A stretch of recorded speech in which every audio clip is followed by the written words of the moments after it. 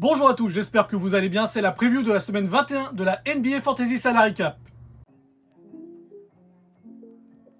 De mon point de vue, la semaine 20 a été très compliquée. Elle aurait pu mieux se passer si j'avais choisi de conserver Ryan Rollins au lieu de Kevin Porter Jr. Les faits font que j'ai dû me séparer de l'un d'entre eux pour optimiser mon calendrier. Garder Kevin Porter Jr. était le choix logique car il pouvait caper plus haut en termes de points fantasy.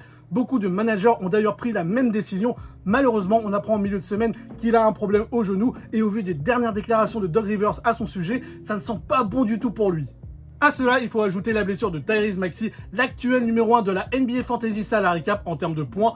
Samedi à Atlanta, le meneur des Sixers s'est blessé à la main après une collision avec son coéquipier Adam Bona. Résultat, il va manquer les 2 prochains matchs, voire plus en fonction des résultats de ses prochains examens. Avec toutes ces blessures, le top 1 France s'échappe clairement pour moi et je dois malheureusement composer avec des trous dans mon calendrier pour la semaine à venir. Il y a quand même une chose positive, c'est le retour de Jason Tatum après 10 mois d'absence. Blessé au tendon d'Achille, la star des Celtics a fait son grand retour vendredi face aux Mavericks. J'ai beaucoup aimé son match, il a joué avec beaucoup d'applications, assez proprement en défense et a tenté beaucoup de combinaisons avec Nimi Sketa. Le shoot n'est pas encore au rendez-vous, mais ça va venir en enchaînant les matchs. Avec le retour de Jason Tatum, les Celtics ont un renfort de poids pour les playoffs. Et pour finir, Trae Young a disputé ses premiers matchs sous le maillot des Wizards, un retour éclipsé par celui de Jason Tatum et surtout par la nullité de son équipe. Juste pour info, les Wizards ont perdu contre les Pelicans et le Jazz, deux des pires équipes de la Grande Ligue, ce qui prouve leur niveau catastrophique. Si vous aimez la vidéo, n'hésitez pas à mettre un pouce bleu. Je continue d'attirer votre attention sur cette nouvelle fonctionnalité de YouTube qui permet de booster une vidéo. Ça m'aiderait à gagner davantage en visibilité. Comme d'habitude, si vous voulez vous tenir au courant de mes prochains contenus, que ce soit du format short ou long, abonnez-vous à ma chaîne. Voici les 5 joueurs que j'ai envie de mettre en avant sur cette semaine 20. Luka Doncic a été énorme tout au long de la semaine. Je note sa grosse performance contre les Pacers où il a inscrit 44 points, 9 rebonds et 5 passes.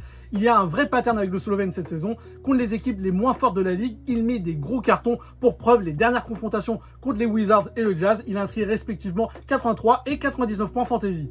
Victor Wembanyama, fer de lance des Spurs qui consolide leur deuxième place à l'Ouest. Je retiens évidemment la remontada face aux Clippers, des Spurs menés de 25 points au début du troisième quart-temps et qui finissent par arracher la victoire au bout de la rencontre. Un Wemby ému et au bord de l'évanouissement, il a déclaré à la presse que c'est l'un des meilleurs matchs de sa vie. Pour ceux qui n'ont pas vu la confrontation, je vous invite à voir un résumé.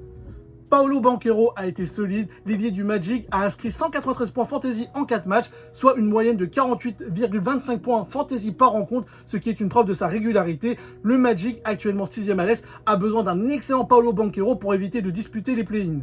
Reed Shepard a fait une très belle semaine, je note sa perf contre les Wizards où il a été en pétard, il a inscrit 19 points, 7 rebonds, 10 passes, 2 contres et surtout 6 interceptions, ce qui donne un total de 70 points fantasy sur cette rencontre. Kawhi Leonard carry les Clippers, l'ailier poursuit sa belle saison et ça ne serait pas scandaleux de dire qu'il est actuellement l'un des 5 meilleurs basketteurs au monde. Sur cette semaine écoulée, les Clippers c'est 3 victoires et une défaite, évidemment une défaite contre des Spurs qui ont refusé d'abdiquer. Voici le calendrier de la semaine 21. Ce lundi, il n'y a pas beaucoup de rencontres, il y en a 6 au total. Libre à vous de vouloir 5 joueurs actifs ou non ce soir. Autre information à prendre en compte, c'est que les Pelicans ne jouent que 2 fois cette semaine, mais à des dates plutôt intéressantes, et les Sixers jouent 5 fois. A mon avis, la blessure de Tyrese Maxey va entraîner la titularisation de Quentin Grimes dans le 5 de départ des Sixers. Attendez-vous à ce qu'il explose statistiquement cette semaine. Du côté de l'Utah, on parle beaucoup d'Isaiah Collier à raison, mais depuis que Lauri Markkanen est sur le flanc, Kyle Filipowski sort des grosses perfs. Pour Saddiq Bey, je vous en ai déjà parlé la semaine dernière, il est actuellement plus valuable qu'un Derrick Queen qui est très inconstant. Et pour finir, Jrue Holiday, en toute discrétion, est revenu à un excellent niveau à Portland. Je le rappelle encore une fois, Tyrese Maxey s'est blessé à la main droite après une collision avec Adam Bona à Atlanta. Il est officiellement out pour les 2 prochains matchs, mais ça pourrait être plus en fonction des résultats de ses prochains examens. Kevin Porter Jr. est absent depuis une semaine à cause d'une blessure au genou et apparemment c'est plutôt grave selon les dires de Doug Rivers qui a indiqué être très inquiet à son sujet. Anthony Black traîne avec des blessures et là c'est son dos qui a flanché lors du match face aux Timberwolves. Ce n'est pas trop le moment pour recruter l'arrière du Magic dans son roster. Ça sera tout pour aujourd'hui, je vous dis à très vite pour une nouvelle vidéo. Ciao!